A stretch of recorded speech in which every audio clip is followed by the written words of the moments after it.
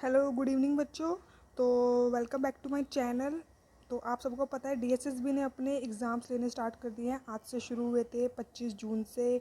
आज पहला एग्ज़ाम था डीएसएसबी की टीचर्स की पीजीटी की पोस्ट के लिए, जो कि था सोशियोलॉजी का। फीमेल और मेल दोनों के लिए एक ही दिन रखा हुआ है। एज वैकेंसीज काफ़ी कम थी पीजीटी सोशियोलॉजी की, और कैंडिडेट्स भी कम ही थे ऑब्वियसली। इसी वजह से, क्योंकि मैंने आरटीआई लगाई थी पीजीटी सोशियोलॉजी की, ओबीसी कैटेगरी में एक वैकेंसी थी और उसके लिए कुछ 366 कैंडिडेट्स अवेलेबल थे। ठीक है, मैं आरटीआई का रिप्लाई भी दिखा दूंगी आपको कि कितने कौन सी पोस्ट के लिए, मतलब कौन सी कैटेगरी में कितने बच्चों ने अप्लाई किया था। फ़िलहाल आज उसके रिव्यू की बात करते हैं कि कैसा एग्ज़ाम था और कैसे क्वेश्चंस आए। अपने जो आने वाले एग्ज़ाम्स हैं डीएसएसबी के लिए, उसके लिए किस हिसाब से उसके अकॉर्डिंग प्रिपरेशन कर सकते हैं। तो पहले बात करते हैं पार्ट ए की, है ना। पार्ट ए सेक्शन वाइज आ रहा है, जैसे कि पुराना पैटर्न था 20-20 क्वेश्चंस के सेक्शन बन रहे हैं, जैसे 20 मैथ्स, 20 रीजनिंग, 20 ये। पर एक चीज़ है जो ध्यान रखना कि वही पुराना पैटर्न सेक्शन, अगर आपने क्वेश्चन से नेक्स्ट और प्रीवियस क्वेश्चन पे जा सकते हो, बट सेक्शन सबमिट करने के बाद अगर आपने मान लो एक सेक्शन मैथ्स का कंप्लीट कर दिया और आपने इसको सबमिट कर दिया और आप रीजनिंग पे चले गए हैं, रीजनिंग, और आपको लगा कि शिट जो मेरा मैथ्स का क्वेश्चन वो छूट गया था, वो मैं कर सकता हूँ, मुझे आता है, तो आप दोबारा मैथ्स का सेक्शन विजिट नहीं कर सकते। तो जब सेक्शन पूरा हो जाए मेक श्योर तभी सबमिट करना। और अगर ज़्यादा कुछ टाइम एक क्वेश्चन में मत लगाना, क्योंकि मैथ्स का क्वेश्चन थोड़ा सा लेंथी है सॉल्व करने में, तो अपना ज़्यादा टाइम कंज्यूम हो जाएगा, स्पेशली पीजीटी में। क्योंकि पीजीटी के लिए हमें मिलते तो 3 आवर्स हैं, पर वो और 300 क्वेश्चंस करने होते हैं, बट हो जाता है काफ़ी ज़्यादा। क्योंकि बच्चों का क्या है ना, पार्ट ए में कुछ ज़्यादा ही बच्चा इमोशनली हो जाते हैं कि 100 क्वेश्चन है तो हम मैक्सिमम क्वेश्चन कर दें और हमारा सारा मैक्सिमम स्कोर यहाँ से आ जाए। तो ज़्यादा क्वेश्चन मत लगाओ, क्योंकि 200 क्वेश्चन करने के लिए 2 आवर्स लगते बहुत ज़्यादा है, वो होते नहीं हैं। ठीक है, और हम जो मेरे हिसाब से बच्चा चाहे कितना भी क्यों ना, वो 1 घंटे से ज़्यादा लेगा ही लेगा पार्ट ए को सॉल्व करने के लिए। ठीक है, क्वेश्चन कैसे आए थे अब ये बता देती हूँ। जो पहले बात करते हैं रीजनिंग की। रीजनिंग सिंपल आई थी, बहुत सिंपल रीजनिंग थी। अगर आपने डीएसएसबी के प्रीवियस ईयर पेपर सॉल्व कर लिए, लीव डीएसएसबी, चाहे एसएससी के उठा लो, डीएसएसबी के उठा लो, या किसी और भी जो इंडिविजुअल एग्ज़ाम्स होते हैं ना उनके भी पेपर उठा लो और रीजनिंग उनकी सॉल्व कर लो। मतलब सिंपल सा प्रैक्टिस कर लो, रीजनिंग हो जाएगी। 20 में से अगर बहुत अच्छी प्रैक्टिस करेंगे तो 20 के 20 सॉल्व हो सकते थे, क्योंकि क्वेश्चन आए थे सीक्वेंस का, मिसिंग नंबर बताने का। ठीक है, एक था फिगर दी हुई थी, उसमें क्वाड्रिलेटरल काउंट करने थे। ठीक है, और दूसरा एक क्वेश्चन थे, जैसे कि डायरेक्शन वाले क्वेश्चन थे। एक डायरेक्शन का क्वेश्चन था, एक ब्लड रिलेशन का क्वेश्चन था, और एक मिरर इमेज का क्वेश्चन था। ठीक है, तो रीजनिंग पूरी सिंपल। जो बच्चा अगर अच्छे से प्रिपेयर कर रहा है, ओवरऑल अपनी पढ़ाई को कंटिन्यू कर रहा है ना, उसको रीजनिंग के 20 क्वेश्चन करने में हार्डली 10 to 15 मिनट्स लगेंगे। हार्डली 10 to 15 मिनट बोल रही हूँ। अगर वो नॉर्मली स्पीड से भी करे, अपनी हाई स्पीड से भी ना करे, नॉर्मल, तो भी इतना सिंपल पेपर था। ठीक है, अब आती हूँ सेकंड पेपर मैथ्स पे आ जाती हूँ। मैथ्स के क्वेश्चन थे दो डिस्टेंस के क्वेश्चन थे, ट्रेन एंड डिस्टेंस के। तो दो क्वेश्चन किस हिसाब से, जैसे कि मान लीजिए एक किसी बंदे ने 10 घंटे में कोई जर्नी कंप्लीट करी। आधी जर्नी कंप्लीट की है उसने कार से और आधी कंप्लीट की है उसने बस से। ये क्वेश्चन आया था। ठीक है, तो मैं अपने आप से नहीं बता रही, ये क्वेश्चन आया था। जब आंसर की आएगी तो उसमें आप देख भी लीजिएगा, यही क्वेश्चन आया था, क्योंकि मेरे बहुत रिलायबल सोर्स ने बताया। जैसे कि आधी जर्नी का कंप्लीट किया कार से, आधी जर्नी कंप्लीट की है बस से। ठीक है, तो ये बताना है कि बस से उसने कितने आवर्स में कितने आवर्स जर्नी की है, ऐसा क्वेश्चन था एक। ठीक है, एक क्वेश्चन ऐसा आया था। जो डिस्टेंस के क्वेश्चन आए थे वो दोनों इसी पैटर्न के थे कि आधी जर्नी इससे, आधी जर्नी उससे। ठीक है, अब ट्रेन एंड उसका टाइम एंड वर्क का जो क्वेश्चन था, टाइम एंड वर्क का क्वेश्चन था कि एक काम को 15 दिन में कर लेता है। ठीक है, उसने 3 दिन तक काम किया। ठीक है, उसके बाद बी ने ज्वाइन कर लिया। बी ने ज्वाइन किया, दोनों ने मिलके सारा काम को 4 दिन में निपटा दिया सपोज़। तो अगर बी अकेला सारा काम कितने दिन में कर सकता था। मतलब बहुत सिंपल क्वेश्चन है ये तो, टाइम एंड वर्क का ये वाला क्वेश्चन बहुत सिंपल होता है। ठीक है, और क्वाड्रिलेटरल ट्रायंगल का एक क्वेश्चन आया था। क्वाड्रिलेटरल ट्रायंगल का क्वेश्चन आया था कि जो क्वाड्रिलेटरल ट्रायंगल की हाइट दी हुई थी, उस हाइट के अकॉर्डिंग आपको स्क्वायर का पैरामीटर निकाल के उसका एरिया बताना था। ठीक है, स्क्वायर का एरिया बताना था। ओके, एक ये क्वेश्चन था। उसके बाद रेशो का क्वेश्चन था। रेशो का क्वेश्चन कैसा था, जैसे कि मान लीजिए मेरे पास 260 कॉइन्स है, 260 कॉइन्स है। ठीक है, 260 कॉइन्स को मैंने 3 जनों में 2:3:4 में डिवाइड करना है। पर जब डिवाइड करने के बाद मुझे पता चला कि जो सी है उसको 200 कॉइन्स कम मिले हैं और मैंने डिवाइड किया है इस रेशो में। तो मुझे ये बताना है कि एक्स की वैल्यू निकालनी है मुझे। ठीक है, कि इसकी क्या रेशो है। तो एक रेशो का क्वेश्चन ये था। एक एज का क्वेश्चन था जो कि बिल्कुल ही मतलब कोई अगर अच्छे से बैठे वो बिना पेन पेपर के सॉल्व कर देगा कि उनकी ए और बी की प्रेजेंट एज दी हुई है जिसकी रेशो है 3:5 थी, और बी की 7 साल के बाद उम्र इतनी हो जाती है। ठीक है, तो ए की 8 साल के बाद उम्र कितनी होगी। इसका आंसर 21 था, तो मुझे भी पता है, वो तो जिसने बताया। ठीक है, कुछ क्वेश्चन एक क्वेश्चन आया था HCF से। ठीक है, वो सिंपल सा वाला कि इसका इतना HCF है, इसका कितना है। वो तो जो बहुत कॉमन क्वेश्चन होता है कि 2 HCF दे रखे होते हैं और दूसरी फिगर फाइंड आउट करनी होती है, ऐसा क्वेश्चन आया था। ठीक है, मैथ्स में मतलब बेसिक क्वेश्चन आ रहा है, कोई आउट ऑफ, जैसे कि प्रोबेबिलिटी नहीं आई, प्रोबेबिलिटी एंड कॉम्बिनेशन नहीं आया। तो जिस सब्जेक्ट से बच्चों को बहुत डर लगता है, प्रोबेबिलिटी एंड कॉम्बिनेशन नहीं आया। और ज्योमेट्री के ज़्यादा क्वेश्चन नहीं आया, ज्योमेट्री का बस एक ही क्वेश्चन था। ठीक है, और बाकी सारे वर्ड प्रॉब्लम्स आई है। वर्ड प्रॉब्लम्स भी इजी टॉपिक्स से आई है, कोई इतना हार्ड एंड फास्ट रूल नहीं है। सिंपल इंटरेस्ट का भी एक क्वेश्चन था जो बहुत ही सिंपल था, जैसे कि किसी ने 3 साल के लिए कोई पैसे सिंपल इंटरेस्ट पे दिए, अगर वो 2% एक्स्ट्रा पे देता तो इसको इतना इंटरेस्ट ज़्यादा मिलता सबको, तो बताओ उसका सम कितना है। तो बहुत ही सिंपल क्वेश्चन है, डायरेक्ट फॉर्मूला ही तो लगना है इसमें। ठीक है, अब आ जाती हूँ मैं जीएस पे, मतलब GS in the sense general awareness पे। जनरल अवेयरनेस में स्टैटिक का portion plus current affairs mix आया है। करंट अफेयर में एक क्वेश्चन बहुत ही पुराना करंट अफेयर, बहुत ही पुराना करंट अफेयर 1995 से रिलेटेड था, किसी इवेंट की थीम पूछी थी। तो वही बात है, जनरल अवेयरनेस आप कितना भी प्रिपेयर करो आप फुल प्रिपेयर नहीं कर सकते हो। लेकिन हाँ, कौन सा क्वेश्चन आया है मैं वो बता देती हूँ। जैसे कि एक क्वेश्चन आया था कि किसी म्यूज़िकल इंस्ट्रूमेंट से लेकर कि भाई कौन सा इंस्ट्रूमेंट कौन से स्टेट में फ़ेमस है। तो जैसे सिक्किम, बिहार, ये वाले स्टेट्स दिए हुए थे। एक क्वेश्चन आया है कि जो रिवोल्ट हुआ था 1857 का, उस टाइम इंडिया का गवर्नर जनरल कौन था। तो ये वाला क्वेश्चन आया है।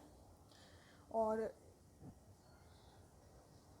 आईसीसी क्रिकेट से लेकर एक क्वेश्चन था, अब वो मुझे याद नहीं है अभी कौन सा क्वेश्चन था, लेकिन आईसीसी क्रिकेट से रिलेटेड एक क्वेश्चन था। और केमिस्ट्री से रिलेटेड क्वेश्चन थे। ठीक है, केमिस्ट्री से रिलेटेड क्वेश्चन भी थे। और मतलब स्टैटिक और करंट अफेयर में भी था। करंट अफेयर एक 2021 का भी करंट अफेयर था। तो जो बच्चे पूछ रहे हैं, कुछ बच्चे कि कितने कितने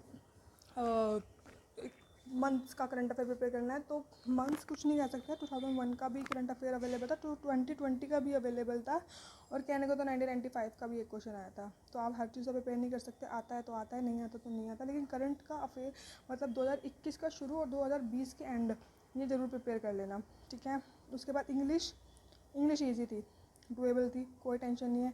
क्वारंटीन का सिनोनियम पूछा हुआ था, और स्पेलिंग करेक्शन पूछा हुआ था। स्पेलिंग करेक्शन जो पूछा था वो बहुत ही सिंपल था, डे टू डे लाइफ का वर्ड था, जैसे कि ऑकरेंस था, और ऐसे वर्ड था, बहुत सिंपल था, डेली आप को आता है। एरर फाइंडिंग थे, सिंपल थे, बहुत सिंपल थे, कोई बहुत ज़्यादा टाइम कंज्यूमिंग नहीं था। पैसेज बहुत सिंपल था, स्ट्रेट आउट आंसर। अगर आपने एक बार पैसेज रीड कर लिया ना तो आपको दोबारा रीड करने की भी ज़रूरत नहीं थी, इतना आपको नॉलेज हो जाती थी कि आप एक बार पैसेज रीड करने के बाद वो 5 क्वेश्चन कट अपना क्लिक कर सकते हो।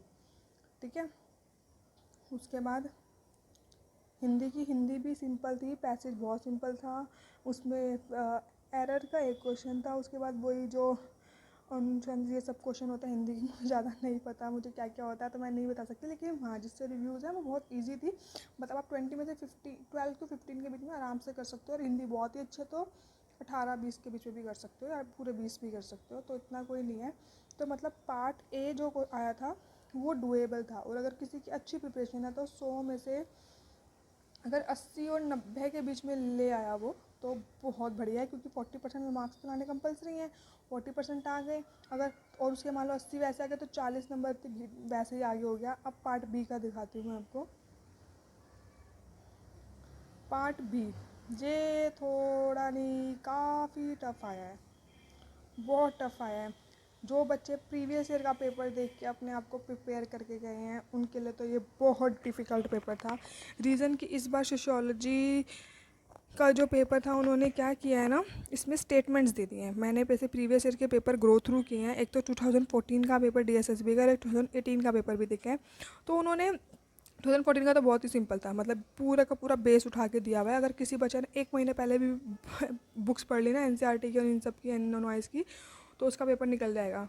2018 का फिर भी थोड़ा कॉन्सेप्चुअल था, आपको डीपली पढ़ना पड़ेगा, लेकिन 221 का तो मतलब उन्होंने क्या किया है ना, स्टेटमेंट्स दे दिए हैं। अब आपको पता है सोशियोलॉजी में जो रिसर्चर्स हैं उन्होंने कुछ ना कुछ बोला है, कभी ना हर एक टॉपिक पे 3600 रिसर्चर्स ने कुछ बोला है, कुछ फेमस हो गए हैं ओल्ड। अब कौन, मान लो मैं बोल दूँ कि ऐसा नहीं होता या फलाना नहीं होता, ये कब किसने बोली थी बात, ऐसे स्टेटमेंट्स आ गई है। और स्टेटमेंट में मान लो एक स्टेटमेंट पास कर दी कि सोशियोलॉजी का social action, study of social action, ये बात किसने बोली थी। तो ये जिसने बहुत ही ज़्यादा डीप स्टडी कर रखी है ना, 11th-12th की बुक्स पढ़ के जो गया है वो तो डेफिनेटली नहीं जान सकता।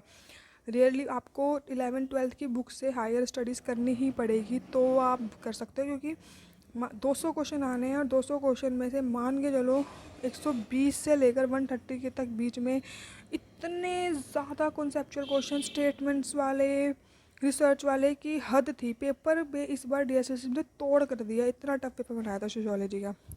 तो मान के चलो कि छोड़ेगी किसी भी सब्जेक्ट वाले को नहीं। मैं ये नहीं कह रही हूँ कि बहुत टफ था, लेकिन ऑब्वियसली एक बच्चा जो सिर्फ 12th की टीचर पीजीटी के लिए प्रिपेयर कर रहा है वो 11th-12th की एनसीईआरटी सबसे पहले उठा लेगा। हद से हद क्या करेगा, नॉइज़ की बुक उठा के पढ़ लेगा। हेल्प मिलती है, लेकिन कोई भी बच्चा इतनी डीप मेरे अकॉर्डिंग तो नहीं पढ़ाई की होगी उसने। अब मेरे जहाँ तक कैलकुलेशन कहती है कट ऑफ इसकी मार्जिन पे जाने वाली है। जो क्वालिफाइंग मार्क्स होते हैं ना 40% उसके पार्ट 1 में और 40% पार्ट बी में, मतलब 40 इसमें और 80 इसमें, 120। कट ऑफ इसकी 120 और 135 के बीच में ही जाएगी, मार्क माय वर्ड्स, ठीक है। इसके बीच में जाएगी, इससे ज़्यादा नहीं जा सकती। अब आती है बहुत जनरल चीज़ों की बातें बताती हूँ मैं कुछ, क्योंकि मैं आपको बताऊँ टेलीग्राम पे मैं बात कर रही थी तो बच्चों ने इतना बम्बार्ड कर दिया क्वेश्चनों से, स्टूपिडिटी क्वेश्चनों से। Dress code, dress code, dress code. तो ड्रेस कोड क्या था कि सलवार कमीज़ पहन के जा सकते हो, लेकिन लेकिन सूट में एल्बो से नीचे नहीं होनी चाहिए, आपकी जो स्लीव्स होती हैं वो काट देंगे। जो बॉयज़ है वो शर्ट नहीं पहन के जा सकते क्योंकि उसमें बटन होते हैं, और कोहनी से नीचे की शर्ट नहीं होनी चाहिए क्योंकि सेंटर पे लड़कों ने बिना शर्ट के भी एग्ज़ाम दिए हैं। बालों में लड़कियां पिंस नहीं लगा सकती, कपड़े की रबड़ जो आती है फैंसी रबड़ वो अलाउड नहीं है। मतलब मैं कह रही हूँ ये सारी चीज़ें जनरल इंस्ट्रक्शंस में और एडमिट कार्ड में बहुत बोल्ड शब्दों में लिखी गई हैं, उनसे पढ़ो। ये सिली सिली क्वेश्चन पूछते हो ना तो गुस्सा आता है कि आप टीचर बनने जा रहे हो, भूल जाओ यार टीचर, किसी भी पेपर के लिए जा रहे हो तो मतलब आप पढ़े लिखे हो। तो ये तो कॉमन सेंस है, जहाँ हम जा रहे हैं हम उसकी पूरी नॉलेज लेके जाएंगे ना, मतलब बेफालतू के क्वेश्चन पूछते हो, ठीक है। ड्रेस कोड लिखा हुआ गया है, ऐसे कपड़े पहन के जाना जिसकी बाजू कोने से नीचे ना हो, जिसमें बड़े बड़े बटन्स ना हो, लड़कों की या लड़कियों की किसी भी टाइप की ज्वेलरी अलाउड नहीं है, नाक की पिन, कानों के ईयरिंग, हाथ का कड़ा, चूड़ियाँ, गले में चेन, मंगलसूत्र, पंजेब, अंगूठी, किसी भी फॉर्म में कोई अलाउड नहीं है। यहाँ तक कि कलाई में धागा भी बांध रखा होगा ना कलावा, वो भी अलाउड नहीं है, वो भी काट देंगे आपका, ठीक है। अब दूसरी चीज़ आती है फ़ोटो।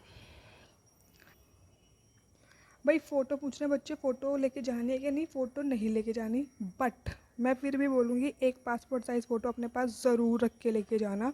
डीएसएसबी वालों ने फ़ोटो नहीं मांगी, क्योंकि जो हमने 5x7 की फ़ोटो डीएसएसबी के फॉर्म में फ़िल की थी ना, वही बहुत बड़ी फ़ोटो तुम्हारे एडमिट कार्ड पे बन के आ रही है। दूसरा वो भी जो सेकंड पेज पे साइन करवाएंगे आपके, तो वो उस फ़ोटो को कलर्ड फ़ोटो में लेके आएंगे, उसी के ऊपर साइन करवाएंगे।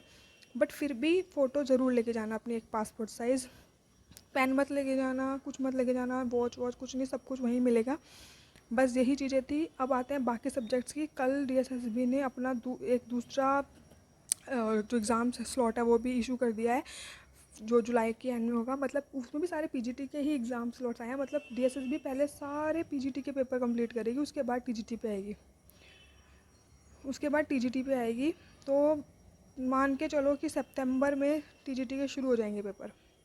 सितंबर में टीजीटी के पेपर शुरू हो जाएंगे। और जो अब वैकेंसियाँ निकली हैं, जो करंट वैकेंसियाँ चल रही हैं, जिसका एज रिलैक्सेशन वुमेंस को मिल गया है, तो डेट एक्सटेंड हो गई हैं, वो वैकेंसीज़ भी मोस्ट प्रोबेबली नवंबर से जनवरी के बीच में पेपर हो जाएंगे। आई एम श्योर, क्योंकि डीएसएसबी और दिल्ली गवर्नमेंट दोनों के ऊपर ही टीचर्स की वैकेंसीज़ को फिल करने का बहुत प्रेशर रहता है, बहुत। तो ये हो जाएंगे नवंबर से जनवरी के बीच में या इन्हीं मंथ्स में, क्योंकि बच्चे बहुत होंगे तो बहुत स्लॉट्स में जाएंगे पेपर। तो ये 3 महीने तो आप मान के चलो, महीने कुछ भी नहीं है, प्रिपरेशन स्टार्ट कर दो।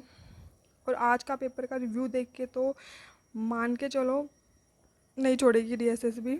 हम बच्चों उनको वैकेंसी के लिए दुखी करते हैं, वो पेपर में हमें दुखी करेंगे। पेपर का लेवल अच्छा खासा बना रही है। पार्ट ए इसलिए इजी आया क्योंकि बच्चे कम है, वैकेंसी कम है, तो थोड़ा जनरल मॉडरेट करने के लिए उनको बनाना ही था पार्ट ए इजी। लेकिन पेपर का लेवल अच्छा खासा आ रहा है। बेस स्ट्रॉन्ग रखो। All the best. कोई भी डाउट हो कमेंट्स बॉक्स में लिख देना, कमेंट्स बॉक्स में मैं क्लियर कर दूँगी। ओके, और चैनल को सब्सक्राइब ज़रूर कर लो।